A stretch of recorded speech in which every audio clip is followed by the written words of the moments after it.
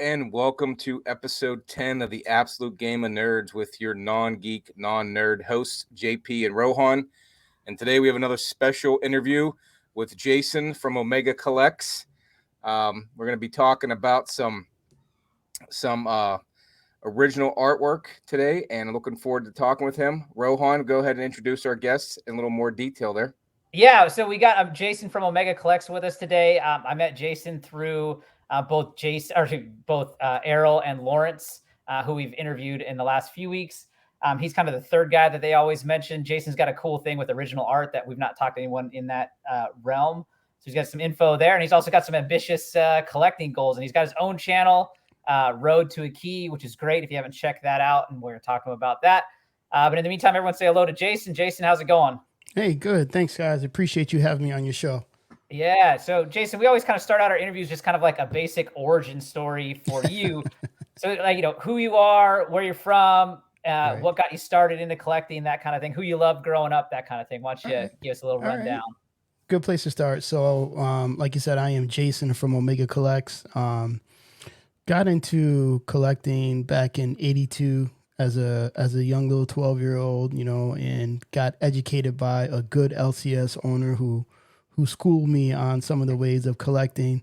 But pretty much that's where my origin story started. And I was keyed in on the first book I actually read, the comic book LCS owner gave me Fantastic Four #1 back in '82. Wow. Told me, go sit in the corner and read that and then come back and tell me about it. He used to always quiz me about stuff when I came in. So I read it, told him what I liked about it. And so he says, okay, from that, he knew how to steer me into, okay, you like Fantastic Four, you like cosmic, you like, back then you like space stuff, spacey. Yeah. So you buy, Fantastic Four, you get into Nova, because back then Nova was kind of popular. What's another? Jack of Hearts and all that. And then the Secret Wars started coming out. So he's, that's kind of my origin story. So Wolverine, Fantastic Four. But the key character I used to like was Doctor Strange. Ah. Yeah.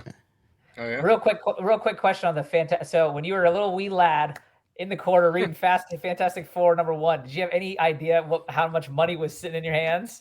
No, I didn't know anything about it. He just told me, sit in the corner, read this, and tell me about it. And so I sat in the corner and I read it. And what's funny is I kind of understand why he did that. And it's if back then reading comic books helped you increase your vocabulary and actually understand big words as they used to say back then. So it taught me a lot about science, how to question stuff and use thesauric type words, because you always had Dr. Doom saying those big words, or Reed Richards, So yeah, I didn't know the value of anything back then.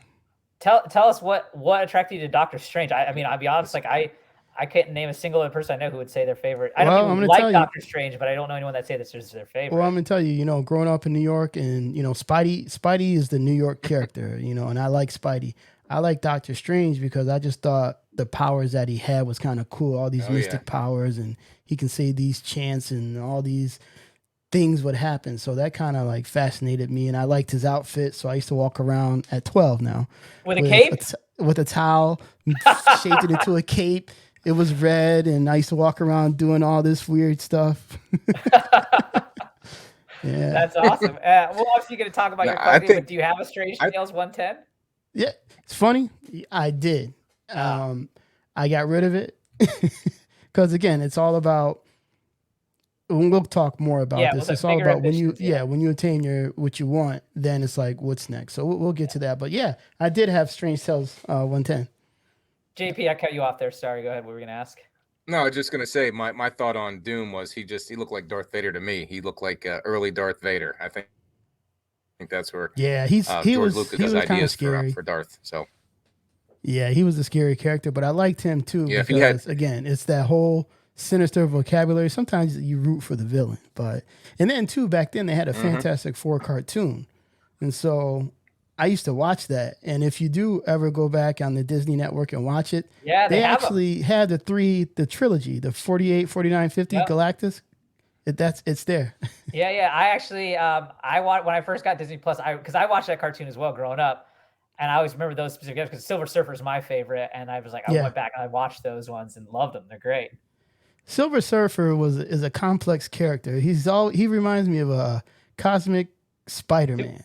All these dilemmas, these tough decisions to make, and he's kind of like a reality character, a guy with just problems. Yeah.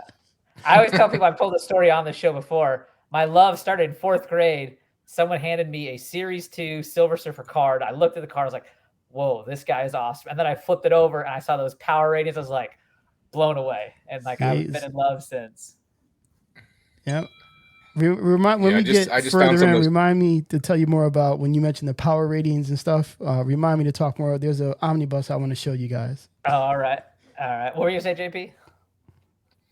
I found those cards today. We were talking earlier, and the Silver Surfer one drawn by Ron Lim was, and I think who we were talking to yesterday talked about how the way Ron Lim drew him was always with the shine to him, right? And he always had a way of making that shine on his reflectiveness, and then he's just flying through the air. It's a cool card. They all were actually, Series 2 in my opinion, but he was quite powerful for a little guy. Yeah. So Jason, before we get into it, really, I was curious, where did the name Omega Collects come from? Omega Collects, it came from the term Omega is my fraternity. So, I kept Omega, and then, hey, I collect. Omega Collects. Okay. I didn't know if that had something to do with like the end, or like, because it's like Alpha and the Omega, Dark the side, end or something like that. Yeah. No, it's fraternity related. What That's why you kind of see everything purple and gold. Omega Sci-Fi. Oh yeah, that my dad was Alpha Gamma Rho at Penn State, and he said he lived near the Omega Sci-Fi was the house near him or something like that. So yeah, yeah, cool. JP, were you a frat? I was also a frat guy. Were you a frat guy, JP? Yeah, I was a KDR. Oh, okay, yeah. Kappa Delta Rho. I was a Sigma Nu at University of Washington. So. Oh yeah. Okay. Mm-hmm. Yeah, we had Sigma Kappa Nu at my school, but I think it was the school next school to us had Sigma Nu. So I was like, wait, you should be Sigma Kappa Nu. And they're like, no, they're different. They're not as cool as us. We're Sigma Nu. I was like, oh, sorry. So nice. All right, so getting back to it, Jason. So Doctor Strange, Spider-Man, you said Wolverine, Fantastic Four. That's kind of what you started collecting with growing up. Yes. I started with that. And like I said, I had a coach in the LCS, so I remember the days when the Wolverine trilogy, that miniseries started. Mm-hmm. He put me onto that, and that's how I didn't even know about Hawk 181 back then. I knew about the Wolverine miniseries. Yeah. So he turned me on to that. Buy doubles, especially number 1, because in the future this is going to be worth a lot. So hey, I listened to everything he told me, and then when Secret Wars came out, that blew my mind. Every month I couldn't wait for the latest edition to come out. That was incredible.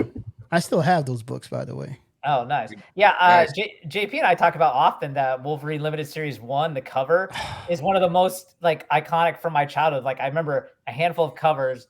But I knew of Hulk 181, but to me, if I was a Wolverine book, it was at number 1 with him with the claws out, going like that. I didn't know anything about 181, and I used to make claws out of paper.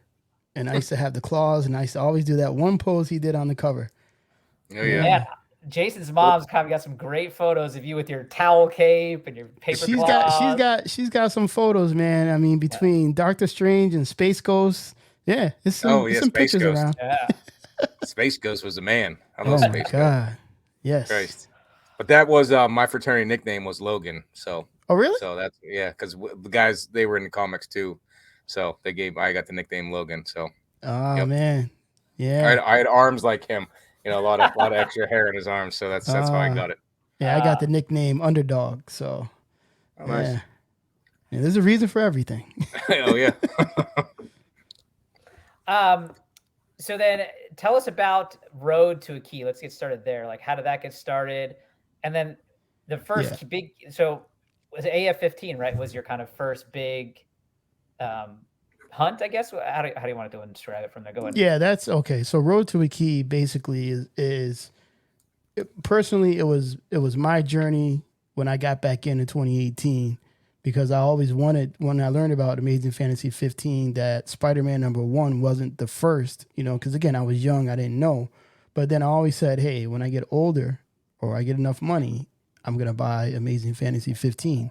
So when I got back in 2018, that was one of my goals, is how do I get a Amazing Fantasy 15? And I started looking at the prices, and I'm like, holy, okay, let me take a step back. This is going to take some time, because I had knowledge of, if you want something to flip what you have to get the money for what you want. So that's how Road to a Key started. So I started flipping, and it worked. It took me about 4 years to get Amazing Fantasy 15, but then I watched YouTube channels and I saw other people struggling, and I'm like, you know what? Let me do this again. But this time, let me really start my YouTube channel and not play around. It evolves. I mean, I'm jumped on, you like to record your first videos, you laugh at yourself, but it's evolving. And I want people to see that this stuff is possible. You just have to have patience and just keep moving along and have confidence. And if I remember the story correctly, the AF-15 you bought raw, right? It was raw dog. Yep. And I was scared to buy it. That was my next question. Was there any hesitation there? Oh, yeah. I mean, the hesitation came into play where I didn't know if there was any restoration. I didn't know anything, and then I'm going by pictures. So am I being taken? Is this a real cover? Is, all the pages there? So, I took a huge gamble on buying that book raw, but I bought it from a reputable guy who had some references for me. And so when that happened, then we started the negotiation. And so it was not someone that was local to you. So you were buying it. So you were only looking at pictures. You couldn't hold this thing. No, I couldn't physically hold it. It was somebody from IG. And I was going based on pictures and faith that this guy wasn't trying to stick it to me. I mean, it's kind of like when you make large purchases. When you make it, you feel like you're drained. Mm-hmm. So when I actually made the deal, I felt drained, like, oh my God, because we would go back and forth for about 2 weeks, 2 to 2.5 weeks. We went back and forth about price, condition, and questioning him. Where did you get it from? Why are you selling it? Stuff like that. Yeah. I mean, I can't even imagine making that larger, because so I have a friend that I chat with often. We kind of have this kind of ongoing joke, because you'll see some books posted on IG, and like, even on the ones that are $15,000 or $18,000, like, people will post this book like, oh, via fee-free payment, $18,000. And it's like, in my mind, I'm like, is the expectation that someone's just going to be like in the comments, like, claim $18,000? Like, you know what I mean? Or like, even recently, like, Nerdy Girl posted a Captain America 1, and it was like $365,000 on IG. And it's like, claim in the comments. I'm like, is someone literally going to be like expected to just be like, claim? Now, what's funny is there are people who will do that, but not in that fashion. That's what I call that's a higher tier of selling and buying. There's a sophistication involved in that process. Yeah. Speaking of sophistication here, we'll come back to the comics, but tell us about original art. I know you're a big original art collector. We haven't talked to anybody about original art. JP's a huge art guy. Kind of tell us how you got into it. Little of the ins and outs of that world, like kind of, if that is something that you're interested in, what you should look for, that kind of thing. Right. So original art, you can never be an expert. I got into it in 2020. So I'm still learning, and my game is involved from what I originally bought. There you go. So real quick, those are my prize pieces. I have more, but those are pieces that they cost, and it took me a while to, in educating myself and partnering with a good dealer, who I'll tell you who as I go through. But how I got into original art was, and I'm gonna be upfront, I had a Hawk 1, I had Tales of Suspense 39, Journey into Mystery 83.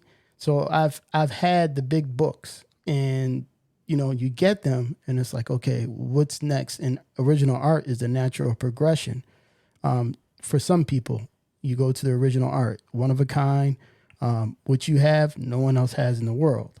So that kind of enticed me to get in. So first thing I did was research, what is original art, and then when I started researching, I'm like, holy cow, there's so many different facets of original art. You have traditional artists, you have digital art, you have commissions, you have blue line inks, you have pencils, you have double page spreads, panels. Then when you buy art, you have to, depending on the position of the character, the way they are, it increases the value. So there's a lot you have to learn when you get into original art. And I think that from my perspective, and again, I'm the person that won't tell you what to do. I'll just tell you what I did. What I did was I narrowed it down to what I like. As you can see, that picture with Doom, that's Young King in Doom. It's a modern art piece, straight pencils. That's an ink page. I also have the pencil page. So the art dealer that I deal with, it's Comic Art Connect. Josh, great guy. He educated me to the game, understood what I liked, and so he told me what to look out for. And if you can, buy your art pieces that include the pencils. And when I say pencils, and I'm going to show, well, afterwards, I'll show you a quick example. But when I say pencils, it's the actual pencil to the board. There's no gimmicks. It's just the artist's true work. It demonstrates their true work. And so, that piece I have the pencils for. And up close, the detail is incredible. And so... This is the pic on the far right, correct? At the bottom, where you see Doom, that middle panel with Doom. Okay, yeah. Yeah, that's Doom, that's Young King. And so it's called the double page spread, which is 2 boards. It takes up 2 pages. Mm-hmm. So, and then Nice. I'll just go through each piece quickly. Up top, you see Null. That's a Momoko piece it's the cover from King in Black, her variant. Okay, and she does hers in pencil and watercolor. And up close, that detail is amazing. It's just the talent she has to do that. And it's also signed by her too. You move over to Venom, that's straight watercolor. That's just a commission piece. And that's another thing is, do you want published art, unpublished art, a commission? So there's different types that you can buy. Jason, what would be the difference between commission and unpublished? Unpublished is a piece that Marvel or DC or any one of the companies, they don't use and the artist sells. Got it. It's and the not commission's published. Something that you asked to do. Got it. Yeah. And they may go a different route. So, I have some unpublished art. I actually have a Wolverine cover that's unpublished. It's very nice, and I don't understand why they didn't go with it, but I do have some unpublished pieces. Then when you move over from the Venom, I started getting into cover art. And the reason why is there's more value from my research and what I think, there's more value in cover art. That cover is the actual cover from Dark Web, the first issue, the variant cover. So, it's up front, up close, the detail is this original artwork. The details are incredible. You just have to know what you like, link up with a good reputable dealer, tell them what you like, and the dealer should educate you and move you into the right direction with original comic art. So who are so we have Peach Momoko is the Null one. Who are the other 3 artists? You got Carlos Magno for the Doom. He's my favorite by far.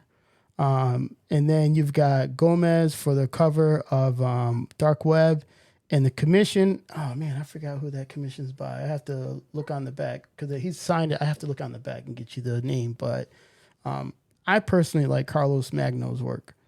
Okay. And I remember when I first talked to you about it, you were saying like you can buy a piece from the Bronze Age or the Silver Age, but that's going to cost you thousands upon thousands. You're better off right now if you want to get into this game buying something newer that's not going to be, and then the return you have over time is going to be much higher. Can you talk about that a little bit? Yeah. So, what I did was, look at the prices. And again, you have Silver Age, Golden Age, same as comics, modern, copper, same structure as comics. However, the price structure is different. The further back you go, the more expensive the pieces tend to be. And again, these are one-of-a-kind pieces. So if you see something from the Golden Age that happens to pop up and is very rare, then you're going to spend some money because the demand is high, supply is next to nothing. It's only one of a kind. So for me, I said, okay, what's the better bang for the buck? Let me buy some, I know I want a bronze piece. but let me start with some of this modern art. Okay, and how do I buy good modern art that's not digital? That's one thing I don't want is digital art, because that takes away, I think, from the artist's true creativity when they draw. You know, it's just they use a laptop or some type of sophistication system, and it's all digital what they do. Well, I have one question on that. I don't want to interrupt, but No. that's all that McFarlane seems to do ananymore is on that digital pad that he has, which is, I was like, damn, I wish I could have had one of those years ago. But so those aren't as, they're still, I guess, desirable. They're good. But I mean, there's a market for digital art. Just me personally, I think it's not the artist's true creativity. It's digitized. So, you know, they're not putting the actual graphite pencil to the board. They're using, you know, software. Right. To help them draw the art. And you can tell the difference kind of between original, you know, traditional artists, and which are very few, and digital art. And then too, you got to think digital art helps meet the demand. There's a high demand now, so they have to churn out this work quick. Jason, I brought this story up on our previous episode, but did you see recently, so we brought up Todd McFarlane, that video of him at New York Comic Con, and the guy rolls up with the original 423 piece? All I did was drop my head like, holy jeez. I mean, so just so like our viewers have a understanding, if Batman 423 original cover art came up for sale, what realm are we talking about dollar-wise, do you think? Hundreds of thousands. You're probably talking, I'm going to guess, you're probably talking high, probably 50,000 and up, if not more. And I think I'm lowballing it. So, yeah. But yeah, that's a one of a kind piece. McFarlane's, you know, now the people to me are shifted towards, okay, they can't afford the art from the 80s. Some people are priced out. Now they're looking for the art in the 90s. It's still affordable, so it's kind of like trickling down. So Todd McFarlane is the hot guy now. Everybody wants his art or wants his signature. So, you know, that piece, man, oh God, I wish I was the one holding that. So when we're talking about affordability and you're talking about, you know, going after more modern pieces, are we talking about a piece would be in the few $100 range, or is it a few $1,000 range? I still don't know what like kind of like the opening window or the barrier or the entry is here. Well, and then price is dictated kind of by let's keep it digital or traditional. So digital art tends to be, from what I see, less expensive. So you can easily get a good digital piece from a book from probably $50 on up. Oh, okay. Yeah. Traditional, you know, you're gonna hike it up a little bit more depending on the book, depending on, you know, if it's just like comics. If it's a key book, then that weighs in. If it's a key character, does the character show in every panel? What position are they in? Can you see, is the character facing front, sideways? There's a lot of variables, but for that, it starts anywhere from 800 on up. Okay. Yeah. And when you were saying pencils and ink, do you always get both, or is that, do you have to? I get both. No, but do they always come together? No, they don't. It all, like bronze, it's hard for the bronze and, you know, the copper and going back. It's hard to get that combination, but modern art, it's more obtainable at that point. You can probably catch a good pencil page with the actual ink page together as a set. You know, with the modern art, it's kind of rare. I haven't seen it with art going back copper, bronze, or silver age. Got it. Would there be, is there a grail that you would be chasing in the original art world, or are you just open to kind of checking it all out? What would be your grail? And again, I my taste evolved, but I'm careful about what I get. You know, I've learned to be picky and be patient, but there is a piece that I'm after, and it was in Heritage a couple months back, and I didn't win it. It's the cover to What If 32 with Korvac on the front, Michael Korvac. Okay. And, you know, I threw a bid in for 1,000, but the thing sold for like, I think 20 or 30,000. I was in it for a second, man. I was in it to win it. But I'm after that piece. And it, who knows? That piece may come back up another 4 years from now, 2 years from now. But when people get those pieces, they hold them. Yeah. Yeah, I can see that.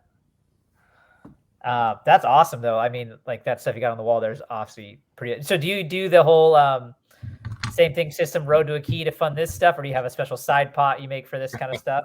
Well, I pulled my own money to get started in original art, and then actually a little bit of my own money, but I use comic money to fund it. To be honest with you, comic money funded probably 95% of me getting the art, building that pot up. So it all started with that one piece at the bottom, that Doom piece, and I paid a lot for that. That wasn't in the $800 range. That was a little up there. But yeah, I use comics to fund everything if I can. Yeah. Do you have a what's more important or what's more loved, the comics or the art, the original art? That is. That's an easy question. Now I would say the art, because again, the reason why is it's one of a kind. I can sit and look at it and say, I'm the only one that has this. Yeah, that's pretty cool. Yep. Nice. That's the rarity of that. Yeah, and that's the whole draw to it. I mean, again, it's a natural progression from comics, but if you really want to get serious and open that wallet and start down a new journey, I mean, comics are great. It's good to have what you want and what you like. But if you get like the itch to say, I think I want a piece of art, that means you're evolving and you want to try something new. And then, like I said, I suggest to start off with not, just buy a piece of art and see if you like it. Because if you want that, I can send you a piece and see if you like it.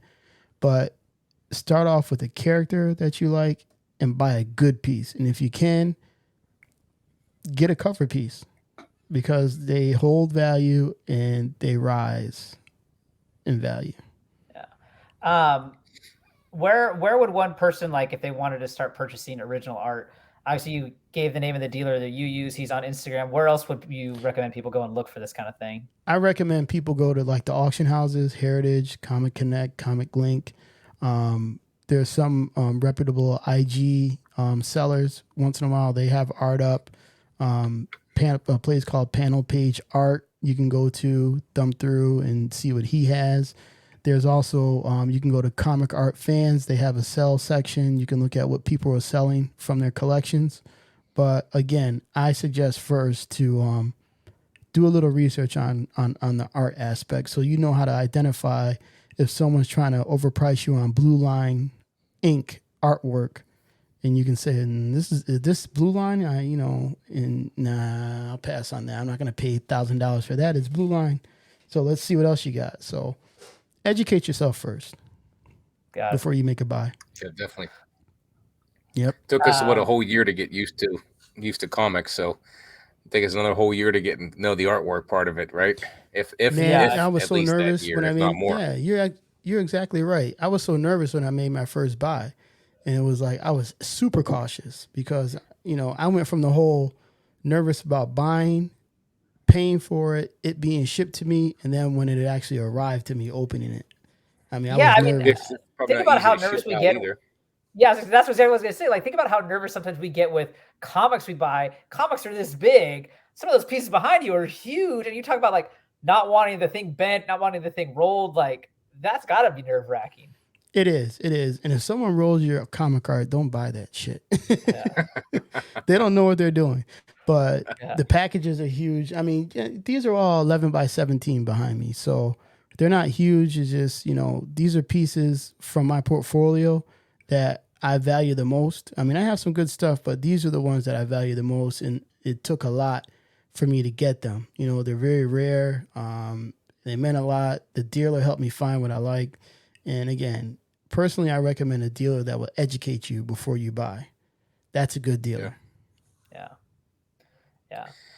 Now, recently, this is not original art, but I was down at an antique store, and this is a friend of mine who knows comics a lot and been into it for a long period of time and has bought some big Golden Age books. There was a original artwork. It was artwork from Hulk 181. But it was the color panel right? So there's a difference between the original art or whenever they did the panels and then they had the color on there. And the guy had it nicely framed. He wanted $90 for it. And I'm like, oh, it's a panel from 181. This would be pretty cool to have.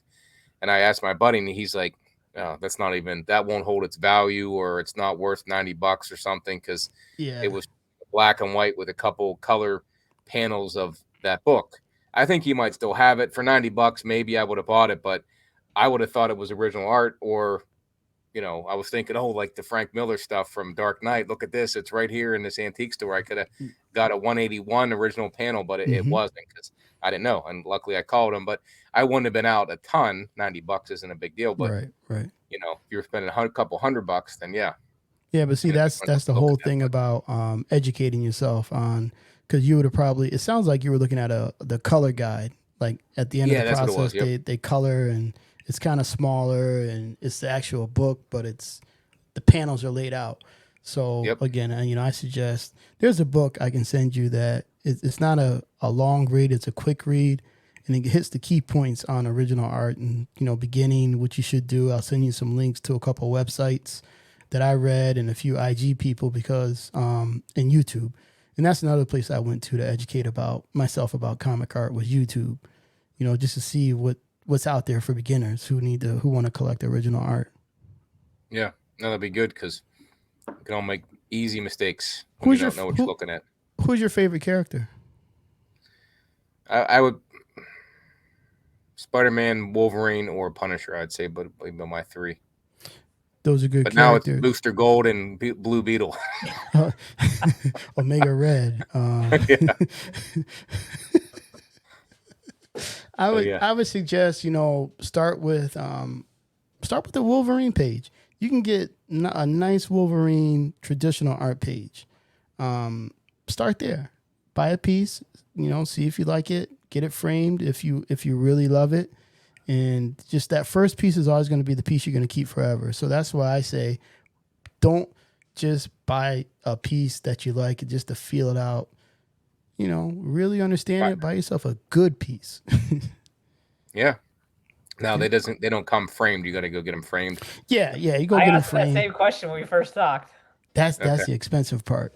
No, but getting them framed is not that expensive. Honestly, I went to Michael's, catch them on it. They always have 70-80% off. And then when you go get it framed, there's different types of, frames, the glass, museum style. I'm like, what? So yeah. And then too, I'm going to show you an example of pencils. So recently I bought this piece. It's done by Jim Starling. He was taking requests for commissions. So I said, hey, you know what? I want a Thanos piece, because he was focusing on the Thanos character, and to have Mjolnir just going by his head and him looking like Mjolnir, and he did this. So this is all pencil work from Jim Starling. You asked him to do that exact piece. I commissioned him to do that. Yep. That's awesome. Yep. And you might have said this earlier, but what's it cost to get someone to commission, like, of Jim Starlin, Mike Zeck, those guys from the 80s, to get them to do those guys are like popular. That? So it's going to cost you, I'm going to be upfront. That cost me $1,100 to get that. So depending on the popularity of the artist, it can vary. It can vary. Yeah, JP, have you been, like, when you go to a con and there's like an artist there, like, you can set up commissions, and like in between things, you'll see them kind of sitting there drawing these things out. But I've never actually like asked what the cost is, like, so it's nice to know that what that costs. And that's an awesome, and it's cool that you said exactly that, and that's exactly what he gave you. Yeah, I was shocked. He did it, and I'm like, okay, this is cool. But they also offered to colorize it. There was a colorer, a person that would ink it, and I'm like, no, I just want straight pencils. I appreciate the pencil work more, because again, like I said, it's the true artist work. Like, it's their actual work. Now, is there some way you got to frame that one, because over time, don't those pencils, won't they? I'm not going to frame this one. This one I'm going to keep in a portfolio book that I have, a big 13 by 19 portfolio book. So, and then there's sleeves inside of there that preserve the artwork very well.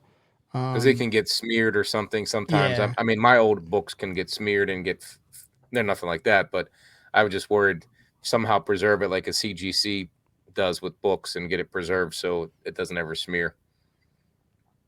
Yeah, you can do that too. You can do that too. Next time you go to a con, CGC does do artwork. A lot of people buy prints too, and those are prints are multiple copies of an image. So yeah, you see those always hanging up. Mm-hmm. Oh, I'll sign your print, but your print is one of probably 1,000 or 2,000 prints. Yeah. Right. Yeah. Yeah. That'd be cool. Yeah. Real quick, Joe, or not real quick, but JP, if you have any more original, I was gonna say I wanted to ask him about the omnibuses behind him, but if you have any more original art questions, let's do that first. No, we can. I'm sure more will come up, but let's go the omnibuses and then we'll. Yeah. So Jason, another thing that you have that we haven't talked to anybody about is the omnibus, right? And you've got obviously dozens behind you. Kind of tell us a little bit about that. All right, omnibus. The move to that was again another natural progression because I only have omnibus of the characters that I like, or the story arcs that I like, or the runs that I like. So there are people who have tons and tons and tons of them. So it looks like I have a lot, but I don't. But I got into omnibus. Again, I got back into comics in 2018, and I didn't know anything. I didn't know anything about grading. Well, I'm like, why are these people putting their comics in plastic? I'm from the buy 2 copies, put them in a bag, tape it, and store it, and hope it lasts a long time. So I saw these books. I'm like, why are people buying these books? And there was an IG guy who I connected with, and he told me, he's like, omnibus or collected volumes, and sometimes people buy them because they want to downsize their collection, but keep what they have, but keep it in a different format. So they buy these omnibus books. So I'm like, At first I didn't like them, but then I bought one. I actually bought a Spider-Man, the Spider-Man 1. I'm like, this is cool. It's got everything, Amazing Fantasy 15. It's got Spider-Man 1, 1 through whatever. And there's different volumes. So that's how I got into it. Just as I'm downsizing my collection, I can still keep my collection, but in a more condensed fashion. And they're cool. They look good. They go for some money too. They're $200-$300, right, for an omnibus. Well, yeah, if you buy it straight out, there's places where you can go to get them, and you can pre-order, or you can catch them on eBay or from different sites for like $70-$80. You don't, I don't ever pay more than, let's say, $90 for an omnibus. Never. Because I hear I listened to Gem Mint and those guys early on, and he was a big omnibus guy. Yeah, he's got a whole library. Yeah, and I watched YouTube. I was watching YouTube video, and a guy found them in a garage sale, and he said they were $250 or $300 a piece, and I was like, wow, geez, I probably walked past a ton of them, in the garage sales and antique stores, not knowing. I am going to tell you though, there are some that do cost that, because and again, it's just like comics. Are they out of print? What is the omnibus about? Because I have the run, like, look behind me, you see the Green Lantern. Okay. That's a run. And those omnibus probably cost $150 a piece because it's very popular. It's a good run. He's a good writer. And so, and it's omnibus that are in high demand, and they're not in print anymore. So they demand a little bit more in value. You can demand more in value. So it all depends. It's just like comics. It all depends. Yeah. I don't see them very often, like I said, except a few YouTube videos, and I may have passed over them, but I did start to buy trade paperbacks, which is not the same, right? That's not anywhere. No, trade paperbacks is soft covered, and it doesn't collect all the volumes in one. Again, I suggest if you want to go down the omnibus road, just collect what you like. Oh, yeah. So this is just one to read the whole story, but I'd rather have like you got back there with the whole Spider-Man run from number 15, Amazing Fantasy 15 all up through to current. Yeah, that's pretty sweet. Yeah. Have you read all those behind you? Well, here's my plan. I read some of them, but my plan is when I retire, I built my library, and I could just chill, sell some comic art here and there, sell some comics, and just read. See, my original retirement plan was to go to every football stadium and watch whoever play. Now I may do that. What you just said sounds much better. It's like I just the other day there was someone asking me about oh, did you sell your AF-15?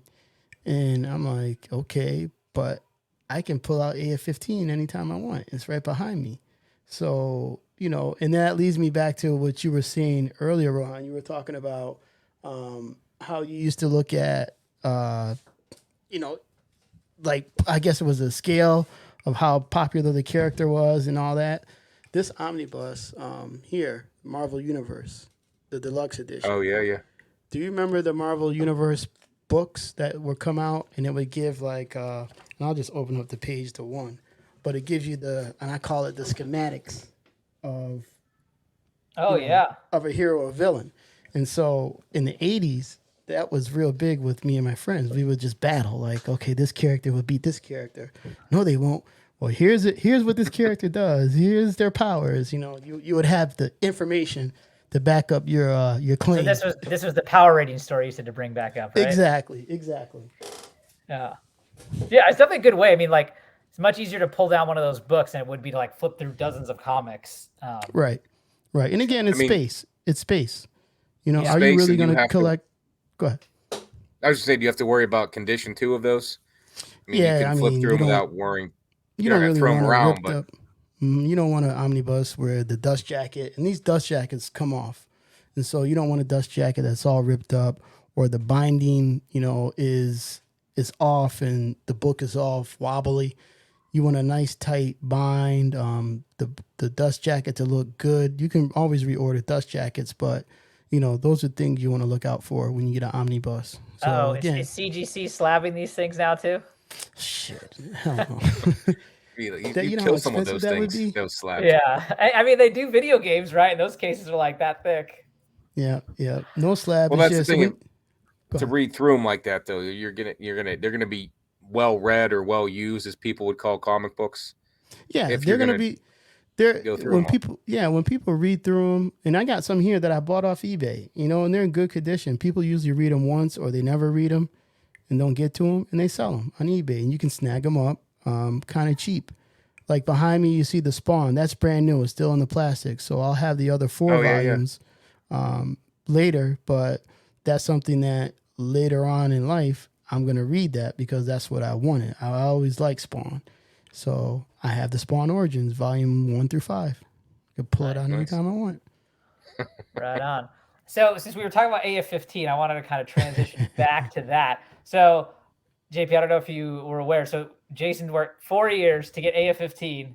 He got it, and then he sold it.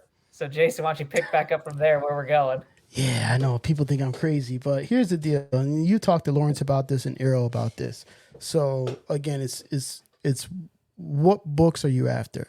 And I got the AF-15. It's a book I always wanted, but then I got to thinking there's a bigger book that I want. So what do I need to do to get to that bigger book? You got to be willing to make sacrifices.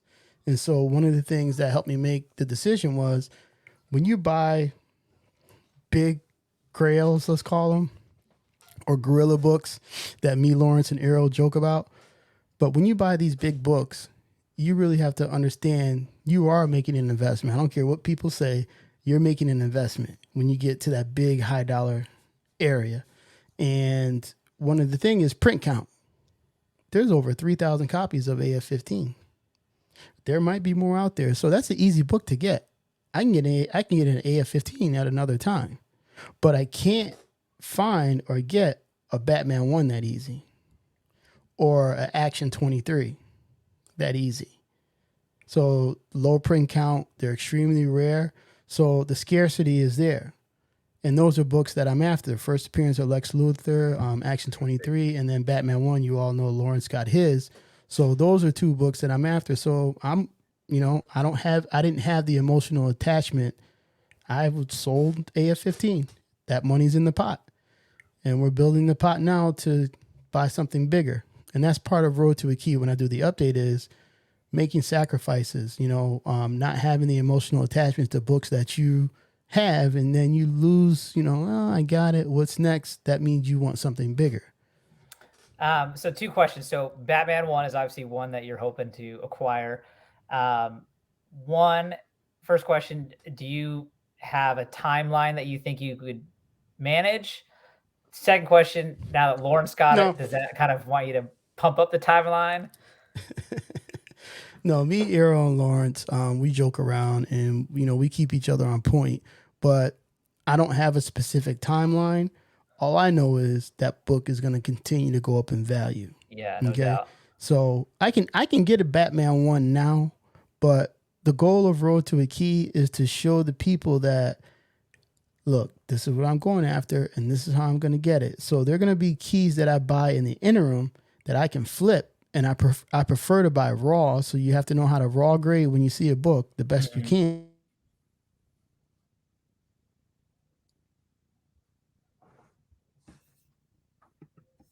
We losing there? Oh, there we are. So, okay, so with that in mind, using the Road to the Key method, we don't need to talk specific dollars here, but what percentage of the pot do you think you have in place to go and get it? Right now, Yeah, I probably got 65% of it. 65% of it. Nice. Mhm. And then do you have Go ahead. any preferences on like Lawrence got a 6.0 restored? Do you have any preferences on like one you would want? It's a Batman 1, so I want it complete. I wouldn't mind a coverless one and slap a facsimile cover on it. I mean, we're talking Batman 1 and the scarcity of it. But restored, I'm the same as Lawrence. It all depends on, what the restoration was that was done to the book, because if it's something that I can get undone to get that blue label and it's worth it after a lot of research, then fine, I would do that. But I right now, a 0.5 would do me. I'm not picky about a Batman 1 because of the scarcity of that book. But you don't want the restored one. You want the blue label. I'll take restored, but I prefer the blue label. Yep.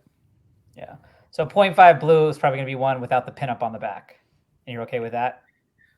0.5 may have the pinup on the back, though. It may. But yeah, I'm good with that. I mean, it's a Batman 1. And honestly, I saw a pinup for sale on eBay a couple of weeks back. So that's something you can find down the line and probably get it married. But right now, I'm after just a good Batman 1, and I don't mind a 0.5 at all with the missing. You said back facsimile cover. The facsimile cover? Yeah. Yeah, I mean, that's something. Let's say if I did find a Batman 1 coverless, and I would want that, I would pay for it, work a deal, but I would throw a facsimile cover over it so the Batman 1 can show, and I'll probably get it CGC'd. But yeah, I wouldn't mind that. Just the presentation. No, I've seen those. There's an antique store near me that has a Action Comics number 40, and it's Superman, I think, with the train behind him or something. It's a significant cover. It's a couple $1,000, and I saw it on the wall, and it was like $400, and I was like, I think I could flip that, right? And he, I think that's a good price. So I took it down, and I looked through it, and the back, when you open up the front cover, it's all white. So someone had just basically made a copy cover to cover it was a coverless version. And I was like, I'm not going to do that. And he's like, well, no, we have a graded one over here. That's like a 1.0. And he wanted $1,200 for that, which was what in line for a 1.0 would be. Right. Or actually was probably more. But I was like, no, I'm not spending $400. But again, you're going to spend way more than that on a Batman 1 coverless, correct? I mean, right. And to put. Your thinking was right. I mean, you have to be picky. Like you're talking the top tier books now, like Action 1. If that, people buy clippings from that book for thousands of dollars. You got Batman 1, Superman 1. So we're in a different tier of books, and coverless at that point, it doesn't matter. It's the scarcity of the book and actually owning the complete book. Yeah. At that point. Jason, if I remember correctly, didn't you just recently purchase a page from Batman 1? Yeah, actually I did. I purchased page, 8, I believe. I don't have it with me. I would show it, but I did buy a page from Batman 1. Just, Is that the punch page where he punches the Joker? Yeah, the battle scene. He punched the Joker. So it's a scarce page. It's a key page, iconic page from that book, and it's more motivation for me. It's like, okay, now I own a piece of Batman 1. So it keeps me motivated and keeps me going. So if you get Batman 1, would you then use that page to sell, then you put the pot into the pot for the next one? I would probably sell it, but I don't. There's nothing really. When I get Batman 1, there's nothing really that I'm going to be after. I mean, it's Action 1, Tech 27. Those things are way out of my league. I mean, those are hundreds and hundreds of thousands and millions of dollars. Yeah. Jason's got if you look at his Instagram feed, he's got this one picture and it's got 3 facsimiles of AC1, Tech 27, and Superman 1. And he's like, this is the hope for what my future PC looks like in the real versions. Yeah. Oh, yeah. I just picked up the loot crates. I have the all 3 of them. Well, no, I think it's more, but I have More Fun Comics, Tech 27, and Action 1. All right. So, I mean, that's just cool to have them. Yeah, they're cool to have if you want to read it. And then, too, back to Road to a Key. So, I am after, again, like I said, Batman 1, but what is it? What does the road look like getting there? Because I started my pot with X amount of dollars, and then, you're going to see this all on the channel when I do my update. But the first book I bought from flipping this year was Superman 53, The Origin. I, bought it. This is about a good 6.0. Yeah, that's right awesome. here. Yeah, nice yellow cover. Look at that. I love the yellow Superman covers. Exactly. So, and that's the only really book that I bought this year outside of the, origin of Lex.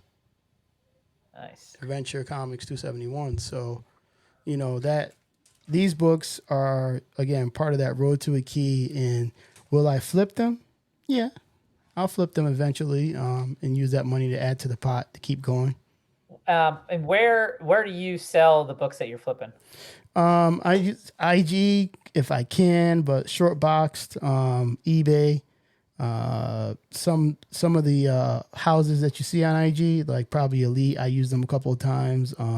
Blue Chip Comics, I develop a relationship with him. I may go through him a couple of times, but it all depends on how big the book is and the dollar amount. Really, the dollar amount. Okay. What did you sell? Some of those guys will do non-graded books. They won't. Some won't do raw. Correct. Elite won't do raw. No, Elite won't do raw. The short box do raw?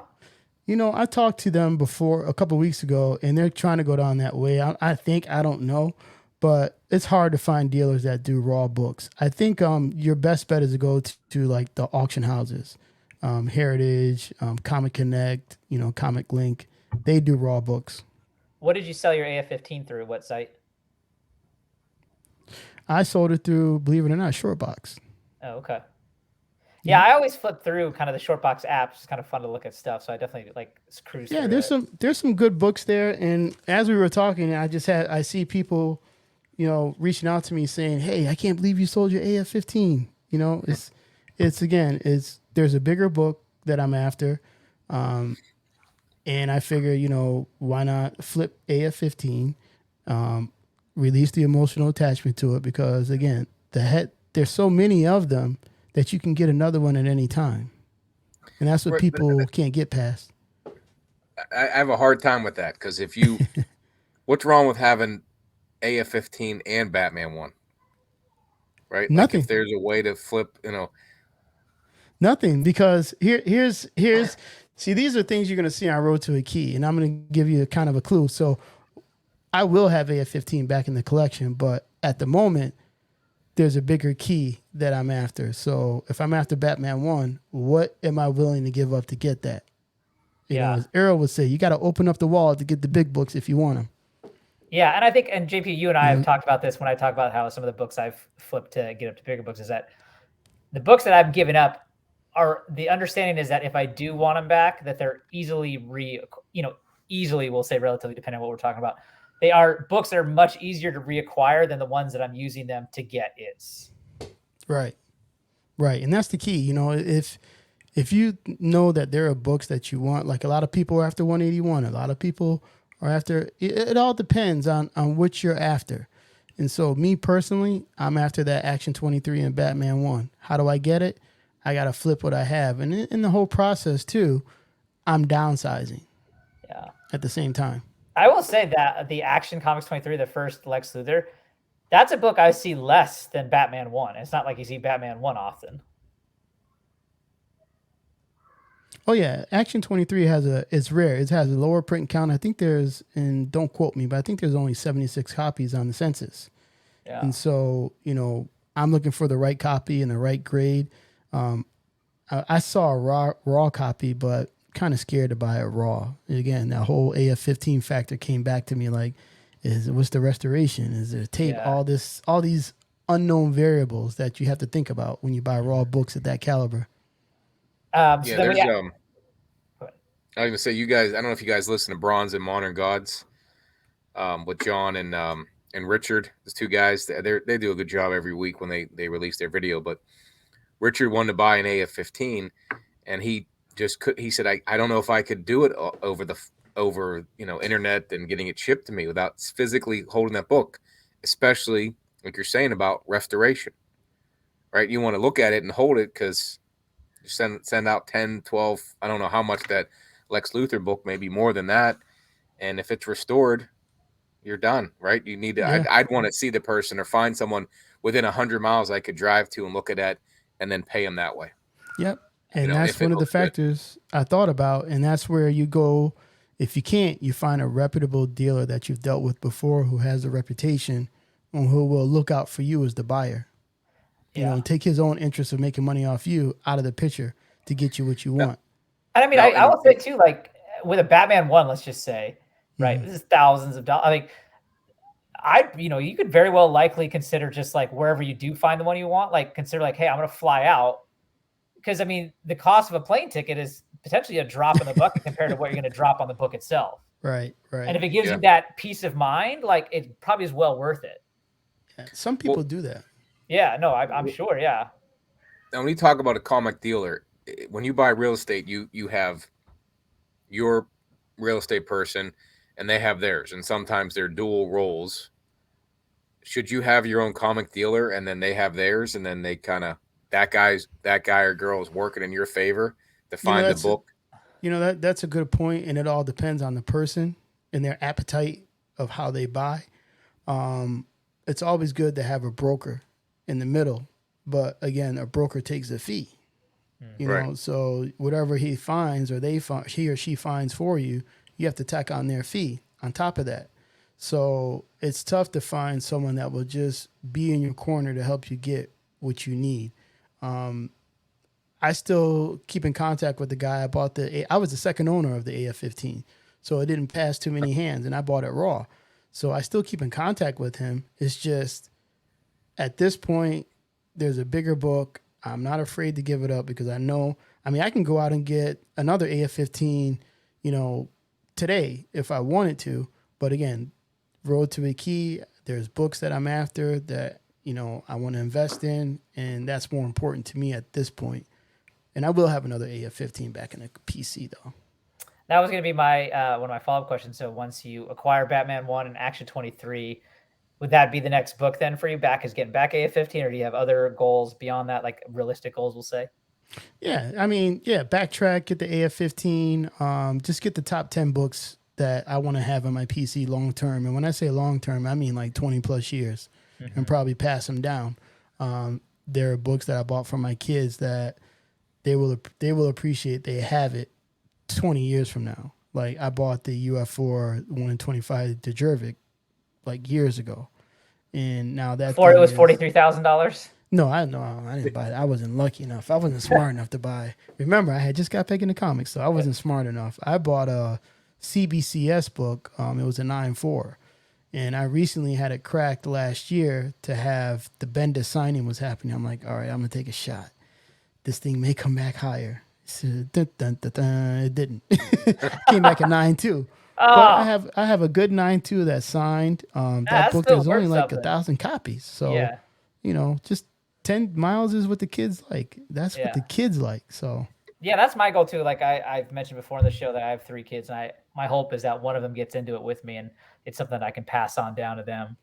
Yep, exactly. Yeah, I don't know. My kids are old enough; they would have been into it by now. But it started with me early, as a kid, and picked back up like you did. But 2021, like Rohan, I got back in. But my kids, I got. You can see my room. They don't come down here. have any interest just Oh, yet. so JP, you got back in 2021. Yeah. How difficult was it for you to adjust to the way things are? Did you feel a sense that you had to hurry up and catch up, that you missed a lot? Well, I was into it throughout the 90s, and then when the bubble crashed or burst, I got out of it, and then college happened, and life. And my kids were younger in the early 2000s, and I had not missed any Marvel movie, and I had the toys for the kids, Mm-hmm. and I just avoided the comics. I don't know why. I still kept I had a short box, and for some reason in 2018 I sold my McFarlane run of the 298 through 300, and I didn't get much for it. I thought it was about time, Christmas time, get a couple $100 and be done. And that was the first thing I wanted to get when I got back into it in 2021, is just get back the books I had. Right. So 300, 238 were a couple that I had, and then it just took off from there. So I kind of wanted to catch up and get those books back, and then realize that you want to have them graded, and you want to have, at least I thought, when you're buying higher end books, because they weren't $100 anymore. They were $500, $600, $700, $800 books now. Right. So Yeah, I felt Right. more comfortable buying graded books. What it's about you, wild when I Rohan? think. So I came back in the spring of 2022, so even Mm-hmm. after JP. And so when I started, it was the comic market was in that peak boom, or at the peak, and before it kind of started to come down. And like I just give you a perfect example of like when I started, I was like, man, a lot of these books are so far out there. Like this is, and it's okay. I'm just going to focus on, some copper age books that I can afford Right. some good keys on and things like that. Like, and I'll give you a perfect example. So I went to this con, my first con, which was last June, and Mm-hmm. my favorite character is Silver Surfer, and of course, so one of the key Silver Surfer books you want to get is Silver Surfer 4, right? It's my favorite Silver Age cover, right?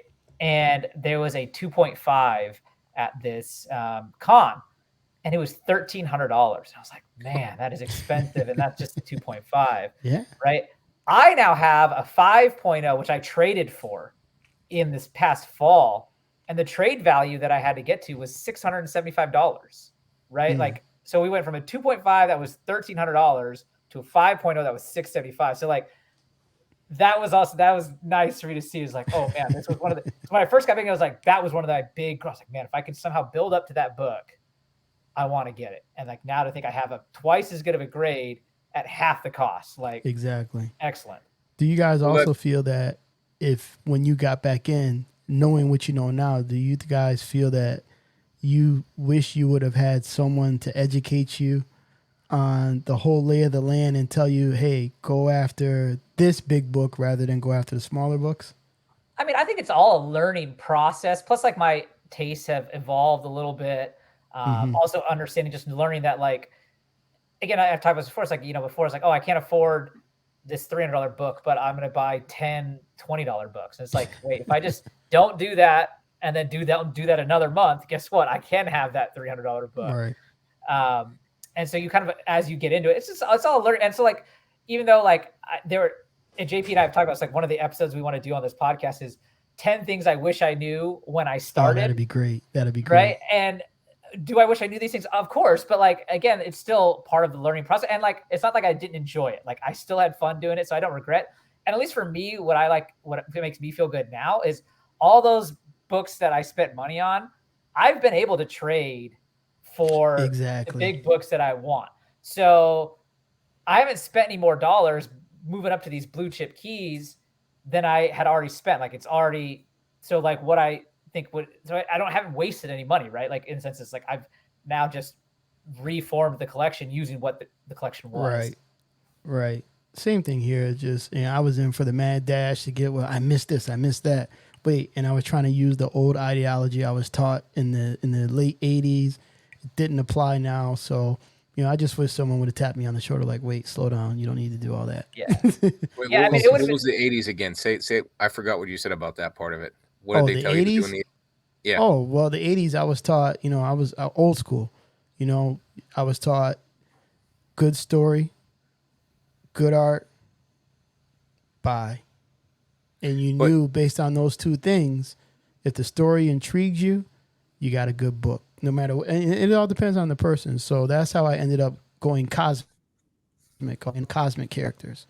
in the 80s because that really it piqued my interest.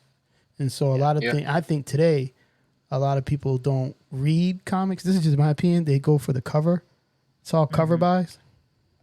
So that's why people kind of shit on modern. But modern's good. It all depends. Yeah. Well, I mean, there's a ton more art pieces in the modern books than there are in the older books. Yep. And digital. I don't read comics. I was always a cover guy, and I loved McFarlane and Jim Lee. So I would read through those books, but I wouldn't read them. I just checked the pictures out because I wanted to see how they drew, Wolverine cut into Hulk and stuff like that. But it just seems as though, this is more FOMO stuff now that we're back. I think we're back to the 90s. And that's what the part I enjoyed in the 90s. It also stems to baseball and football cards because I tried to spec on who was going to make, who's going to be the top pick for football, right? Andre Ware, he was going on the Detroit Lions with Barry Sanders. He's a future Hall of Famer, right? Well, Jeff George, and so I did that with comics. And so that's when I got out of it because it all busted, right, with Superman 75. Fast forward to now, and my first thing, like I said, I was in a race to go get those books I wanted. I didn't have, right? I got rid of just to feel whole again. And then I went to an antique store and I found a couple cool books. And this is the one they just talked about on the Hot 10 list. I found it. God. Now I can flip it. And I just got that whole treasure hunting thing got me going. And that's sort of what keeps me going now. I spend hours looking at auction sites and trying to find deals on that people didn't see, right? You look through and try to notice a book on there on the through one a lot. thing though, you got to be careful, and I'm pretty sure you're gonna hear. You heard the same. What I'm about to say, I'm pretty sure Errol kind of mentioned it, Lawrence mentioned it, and I'm gonna mention it in a roundabout way. FOMO, and I joke, FOMO, depending on the person, FOMO is hard because it's if you know marketing like these giants do, they market to you and they tell you subliminally what to buy.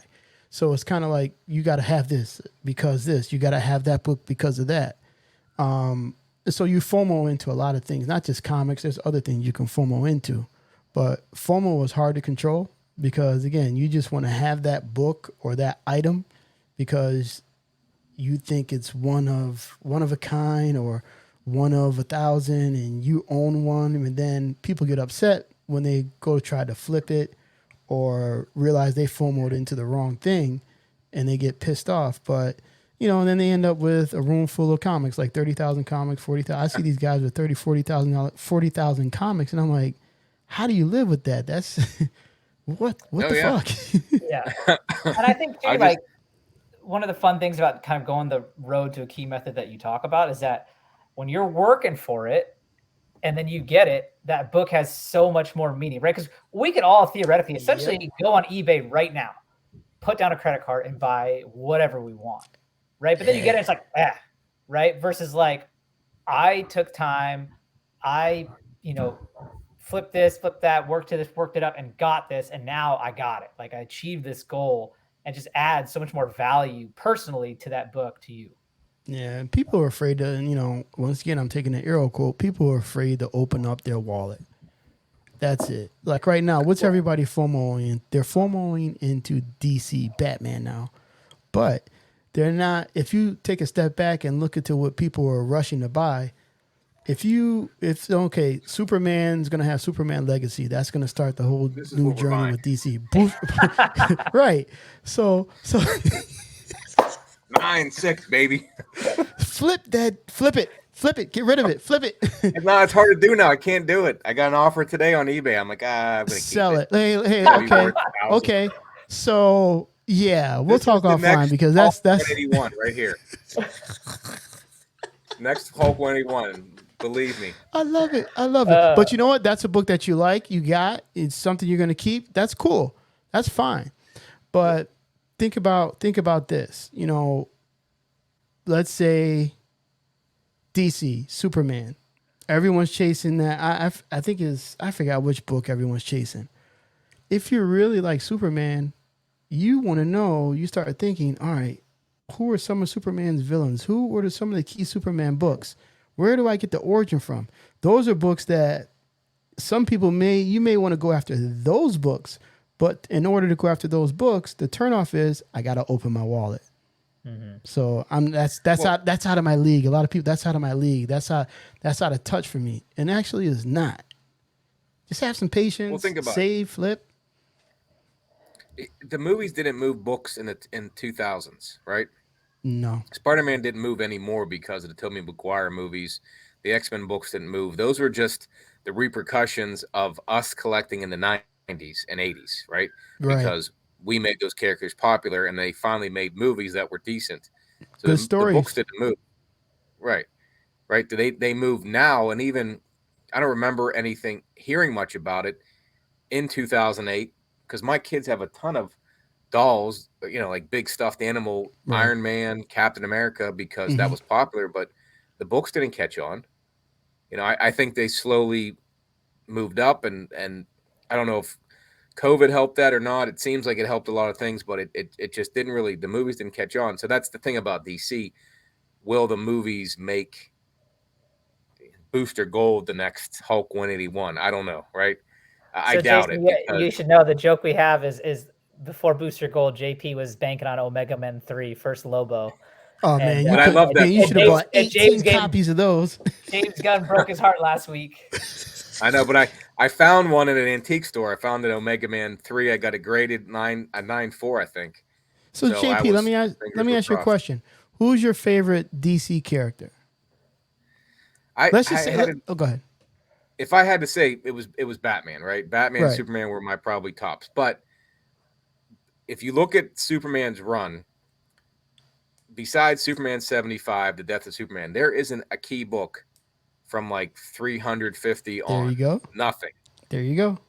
And catching anything early on was like out of my league. So I could buy a $50, $100 Omega Man 3 because I thought Lobo was cool. But I don't know much about Lobo, like besides what I read on Wikipedia, but he just looks like a badass.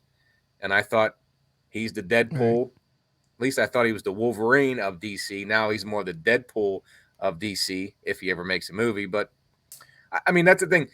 You can spec for $50 to $100, I think, right? Maybe that $100 could go towards a bigger book, but if you land one, right, you make some money. If you don't land it, you're out $100, and probably the book holds its value at least. It doesn't really, if you caught it on before it hit, in my opinion.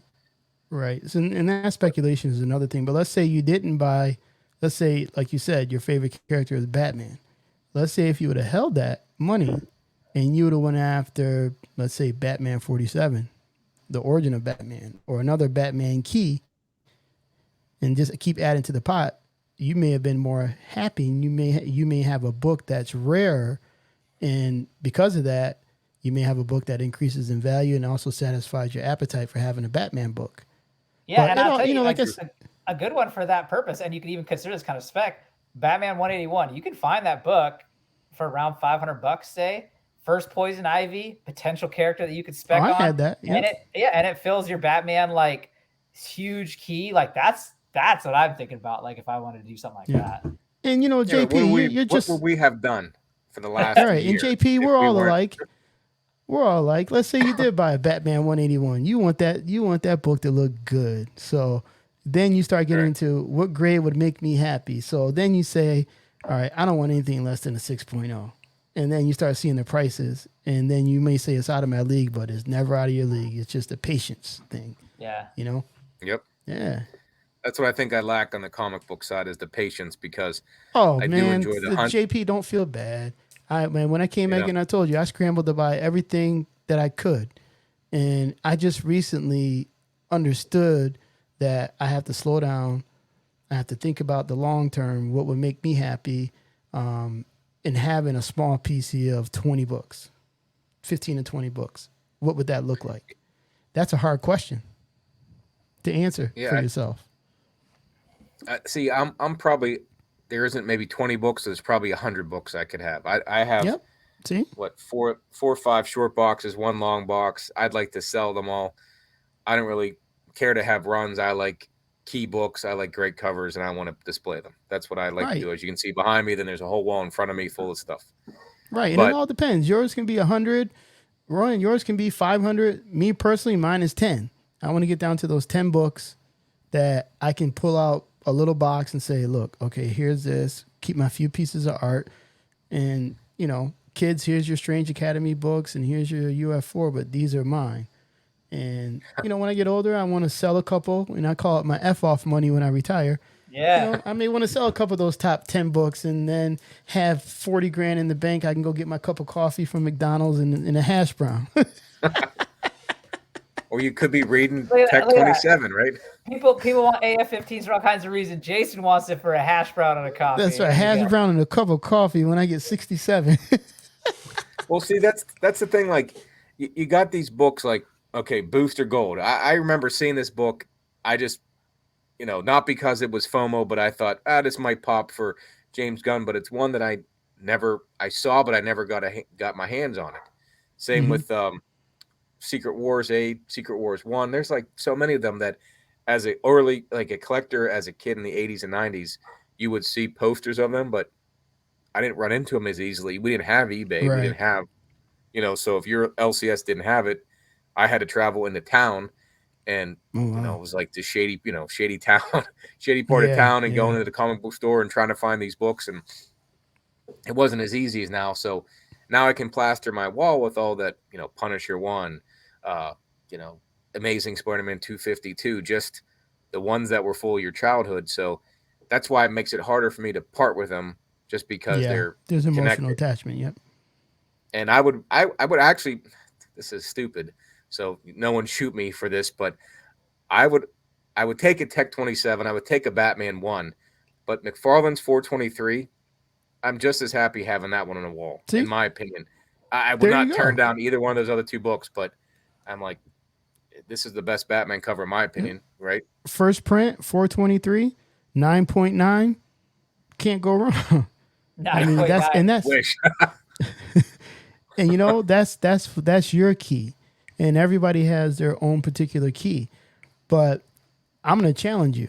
So let's say, JP, is there a book that you want right now that you're saying, nah, it's kind of out of my league a little bit, I'll wait? Now notice how I said I'll wait. Do you have that book that catches your eye like that? And if it does, I challenge you. He knows what it is. I'll give you a year. I bet you have that book. If you do, it's a 181. I just can't bring myself to. Oh, you want a 181? Man, you better buy one now. Oh, we're working on it. I found him a good deal on one. We're working on it. Oh yeah. I'm not saying it's a bad deal, but I have a limit of how much I want to spend on a particular book, because I don't saw want to get 4.5 for 2,100. 4.5 Hawk 181 for 2,100. Where's that at? Yes. I'll send it to you after we conclude. There we If go. it's still there. Definitely. Now's the I would do that, time. 'cause Like, my limit is $2,000 on a book. I think I can talk my wife into being okay with $2,000. If I go much above that, I'm probably going to be in trouble. JP, this is why you got to use the road to a key method. That way, you're not actually spending your money. You build up the pot. I know, but what you got. Every year I would get birthday money from my dad. So if I have 20 years worth of birthday money I didn't buy anything with. So I could buy this for it, but I'm like, so look, here I got enough to buy, but I'm like, yeah. So JP, here's a challenge. You said you can get the $2,000 book. Why don't you trade some books, and then your out-of-pocket cash will be less? Well, here's the thing. You talked about I have Ultimate Fallout 4, right? Do you have the 1 in 25 or just the regular cover? Just the regular cover. I got the direct. Mm-hmm. I think that book's going to take off. I think Miles is going to be long-term in the MCU. Mm-hmm. He is. So I don't want to get rid of that now, in my opinion. Booster Gold, if that takes off. Blue Beetle books, Lobo, right? I mean, if they do take off and you get rid of them now, you're like chasing to get them back. So why, you acquired it now. Like, I got a buddy who has every car he ever owned. Every car he ever owned since he was 16. It's in garages across the United States. Yep. He'll never get rid of his cars. He just will buy a new one. He's okay with, he won't trade them in. Right. That's a ridiculous thing to think about for us who, cars are, you can't keep that many cars, but he can for whatever reason. So I'm kind of like, well, I just think I'll be pissed that I have to go get it again, just like I did that So, ASM 300 and 298 and 299. I had to go back and get so, them. so watch this, and I'm pretty sure he's smiling. I think Rohan probably told you this. You have to look at the scarcity. Yeah. How many of that book is there? If Yeah. if there's like that UF4, the regular print, I think I saw something where there's thousands of that book on the census. And then you have to take into account, because of the count that's available at whatever particular grade, what's the year over year chances of, not even chances, but the year over year rate of return on that, your increase, that your profit that you're making off that book. Because again, my philosophy is you're paying for these books. You want these books to pay you back at the end of the day when it's time to trade or cash out. So that's a good one to have, the regular cover. But how many of them are there? And are you, because of that number, whatever that X number is, are you willing to make a sacrifice saying, okay, I'm going to flip this. I know there's X amount to get, but I'm going to go after this Batman book. Yeah. So I know I Jason, can go back. the example we always use in this one for his Hulk 181, I said, like, so I flipped a Hulk 340, which is the great McFarlane cover, right? And I like that book a lot, but like, and it makes JP sad when I say this, but I happily traded that to get my Hulk 181 because 340 is the rematch. What, I don't need the rematch as much anymore when I have the original fight. And two, you can buy a raw 340 every day, and it's not that expensive. 9.6 for like $300. Yeah, it's not that, and that's a great. You could buy a high grade raw for even cheaper.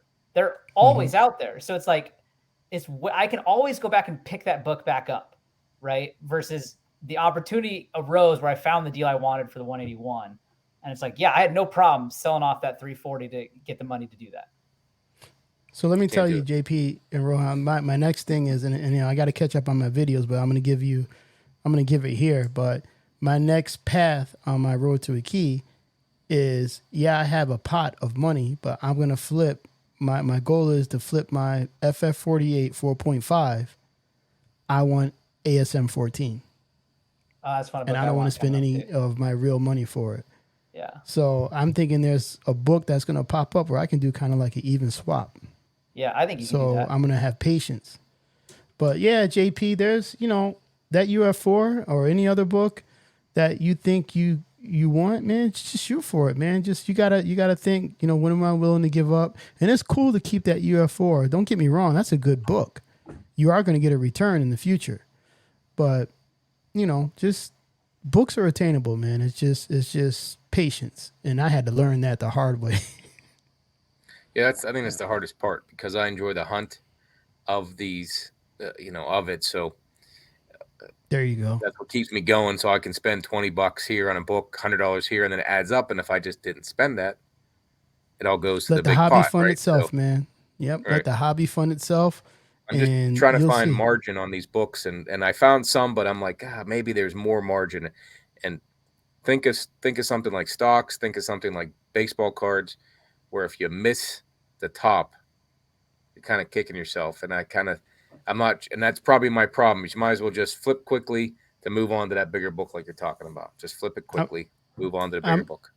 Okay, you're right. I'm going to give you one more story when I got back in.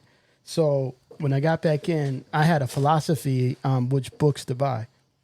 And what I did was, it was based on the number of character appearances that a character had in comics. And if it wasn't over 100, based on what I was doing, it wasn't a good, for me, investment to try to flip later down the line. I'm going to give you a good example. Remember, everyone was after the Invincible Iron Man 4, the Touche, that variant, the blue variant, where it's all blue. It's a nice cover. I bought that book for $150, had it pressed, came back at 9.8. I flipped that book in 2019, and I think that number still stands on the CGC census. I flipped it for $5,000. Damn. There you see, and I was flipping books like that because I was using this philosophy, And there's another IG person. He can vouch for me. He'll tell you. I was giving him gems. He's like, Jason, how are you picking these? I'm like, it's just this little thing I came up with that is based on a number of character appearances. So I flipped that for a lot of money. And I've gone through 2 Marvel Spotlight 5s now. So it's just, you just got to know. At that point, you got to know what you know and stick with it and know how to buy. But now I don't use that philosophy anymore because I'm after different types of things. But yeah, I flipped that book for $5,000, man. I don't know if it still stands on the GPA, but that book now I think is barely worth $900. No, get in, get out, no emotional attachment. Yeah, I mean I don't know. I got a buddy somebody else who found a car for like $10,000, an Aston Martin, the James Bond car. It's worth $100,000, $200,000. He bought it off the guy for $10,000. I don't know. It's some story around it and whatnot, but like finding a book for $150 and selling it for $5,000, that's the type of flip I want to find because that funds the grail. Like my booster gold, I might make $100 on. I'm like, oh, big deal, right? And I got to keep shoveling, right? Shoveling. I got a little shovel, keep shoveling to get that bigger book, and I want to find that one gem like you did. You got it, JP. Look, you got it. You just showed it. You just showed it, JP. Sell in the news. $5,000. In the news. Is that it's a 9.8, right? 9.6. No, 9.6. You can hey, sell in the news or upgrade to a 9.8. Yeah, I think I got a couple offers on. I might sell that. I got a Blue Beetle. We'll see what happens. He's thinking now, bro. He's thinking now. We got him moving now. Set him that 4.5. It'll be his by the end of the night. Like when you got your 181, bro, I was excited for you. I'm like, all right, you got it. But what did I tell you right behind that? What's next? Yeah, exactly. Oh, I've got a whole list of what I'm going after for the next couple of years. So. Yep. Yeah. Anyways, Jason, it was awesome having you on. It's getting late here. I know you're on the East Coast. Yeah, it's awesome talking to you guys too. Yeah, thanks for coming on. Yeah, Jason, appreciate it. I gotta have you on Road to the Key. Well, we'd love it. We would love it. And we definitely want to keep in touch and then have you on again, especially when you get that Batman 1, even before then. Oh, God, yeah. Definitely. But I really enjoyed it, guys. Yeah. Thank you for the time. I really appreciate it. And you guys, I watch you. Again, Errol and Lawrence told me about you. I do tune in. You guys have a great channel, and I'm proud of you guys. And I appreciate what you do for the community. Appreciate it. Thank you so thanks, much. Jason. Appreciate it. Thank you. All right, guys. Yeah, guys, as always, hit us up. Jason's Omega Collects. If you don't follow him, give him a shout out on Omega Collects. We always like to talk, so hit us up. All right, guys. Have a great night. All right. Peace. See you all.